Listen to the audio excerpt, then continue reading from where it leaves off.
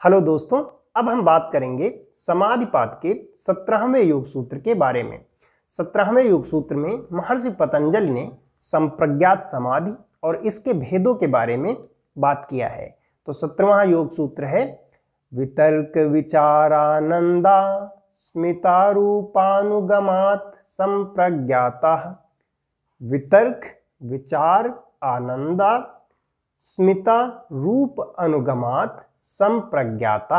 अब एक एक शब्द का मतलब समझते हैं। तो यहां पर है एक शब्द आया है विचार, वितर्क, आनंद, स्मिता। फिर है रूप, रूप का मतलब है रूप या स्वरूप।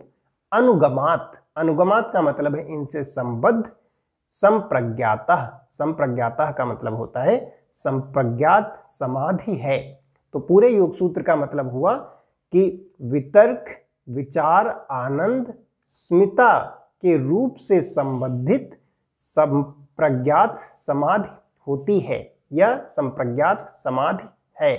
अब इसको ऐसे भी समझ सकते हैं कि संप्रज्ञात समाधि के 4 भेद हैं और पहला भेद है विचार, वितर्क, आनंद और स्मिता, और इन्हीं चारों को मिला करके संप्रज्ञात समाधि होती है। तो चारों जो इसके टाइप्स बताए गए हैं, अब उनके बारे में देखते हैं। तो जो पहला टाइप है वितर्क, जो वितर्क संप्रज्ञात समाधि है उसको कहते हैं वितर्क अनुगत संप्रज्ञात समाधि। इसी तरह जो दूसरी है विचार, उसको कहते हैं विचार अनुगत संप्रज्ञात समाधि। तीसरी जो है उसको कहते हैं आनंद अनुगत संप्रज्ञात समाधि, और जो चौथी है वो है स्मिता अनुगत संप्रज्ञात समाधि। अब देखते हैं कि ये चारों का क्या मतलब होता है और इसको समझते हैं वन बाय वन। तो पहली है वितर्क। वितर्क का मतलब होता है एनालिटिकल या रीजनिंग। तो यहाँ पर वितर्क का मतलब है कि जो 5 एलिमेंट हैं जिनसे पूरी प्रकृति बनी हुई है, जिनसे हमारा शरीर बना हुआ है, पृथ्वी, जल, अग्नि, आकाश और वायु। तो यहाँ पर इनका सहारा लेकर जब इनमें ध्यान लगाते हैं हम, जब साधक इनमें ध्यान लगाता है तो इस तरह की समाधि को वितर्क संप्रज्ञात समाधि कहते हैं। तो यहाँ पर लॉजिक का क्या मतलब है कि जो हमारे पास सब्जेक्ट्स हैं, जो विषय हैं या फिर जो एलिमेंट्स हैं, उन पर फोकस करके जब उन पर ध्यान लगा के हम एकाग्र हो जाते हैं, या फिर इसको ऐसे समझ सकते हैं कि जब हम मूल स्वरूप में या मूलभूत या स्थूल स्वरूप में अपना मन एकाग्र कर लेते हैं, तो इस तरह की समाधि को वितर्क संप्रज्ञात समाधि कहते हैं। जो दूसरा लेवल है संप्रज्ञात समाधि का वो है विचार। अब विचार ऐसा होता है कि जिसको हम टच नहीं कर सकते, छू नहीं सकते हैं।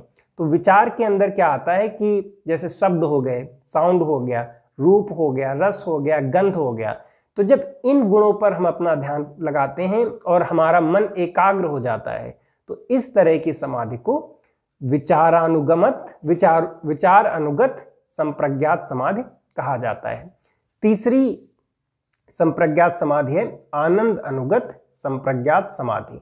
आनंद अनुगत में क्या होता है कि जब हम अपने सेंसेस पर कंट्रोल करके, हम अपनी ही इंद्रियों को कंट्रोल करके जब ध्यान लगाते हैं तो हमें आनंद की अनुभूति होती है, और जब ऐसी ब्लिसफुल स्टेट हो जाती है हमारी, तो ऐसी ही समाधि को आनंद अनुगत संप्रज्ञात समाधि कहा गया है। और जो चौथी संप्रज्ञात समाधि है वो है स्मिता। स्मिता का मतलब होता है अहम का भाव, आईनेस की फीलिंग।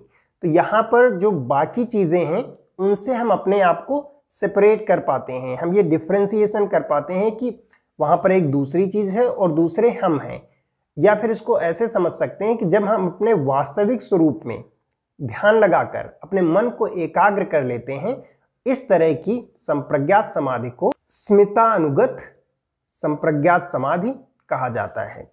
तो इन्हीं 4 तरह की समाधियों को मिलाकर संप्रज्ञात समाधि बनती है। यहाँ पर एक चीज जो ध्यान देने लायक है कि संप्रज्ञात समाधि में हम हमेशा किसी न किसी फॉर्म का सहारा लेते हैं। तो ये किसी न किसी सहारे से ही मिलकर इस तरह की समाधि प्राप्त होती है। जैसे पहले में हमने किसी 5 एलिमेंट का सहारा लिया, दूसरे में फिर हमने कुछ प्रॉपर्टीज का सहारा लिया जिसमें रूप, रंग, गंध, इस तरह की चीजें आई। तीसरे में हमने अपनी इंद्रियों पर ही फोकस किया, उनको कंट्रोल किया और ध्यानमय हो गए। और जो चौथी है उसमें हमने अपने वास्तविक स्वरूप पर फोकस किया, वहां पर ध्यान लगाया और हम जो समाधि को प्राप्त किए वो है स्मिता संप्रज्ञात समाधि।